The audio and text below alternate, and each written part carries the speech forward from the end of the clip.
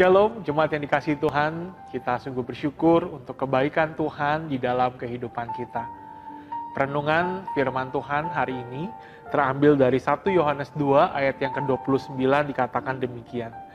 Jikalau kamu tahu bahwa Ia adalah benar, kamu harus tahu juga bahwa setiap orang yang berbuat kebenaran lahir daripadanya. Jemaat yang dikasihi Tuhan, hidup dalam kebenaran adalah hidup tanpa kepalsuan, hidup tanpa manipulasi, atau dengan kata lain hidup dengan jujur dan berintegritas. Dan kita melihat bahwa kebenaran itu ada pada Allah. Dalam diri Allah tidak ada yang namanya kepalsuan. Di dalam diri Allah hanya ada kebenaran. Kebenaran dalam diri Allah terlihat jelas di dalam kehidupan Tuhan Yesus Kristus. Kita lihat di dalam kehidupan Tuhan Yesus, kita melihat bahwa Tuhan Yesus tidak berkompromi dengan ketidakbenaran. Tetapi Dia sendiri menunjukkan tentang hidup yang benar itu seperti apa. Dan Dia tetap melakukannya meskipun Dia tidak disukai atau dibenci karena melakukan kebenaran itu.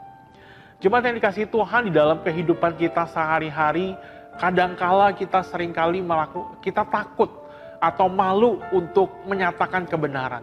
Mungkin kita takut menyatakan kebenaran kalau itu akan menyakiti perasaan orang lain.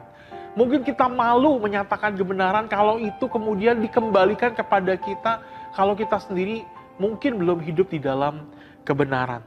Atau mungkin kita juga akhirnya mendiamkan orang yang melakukan ketidakbenaran karena kita takut dibenci atau kita takut dikucilkan.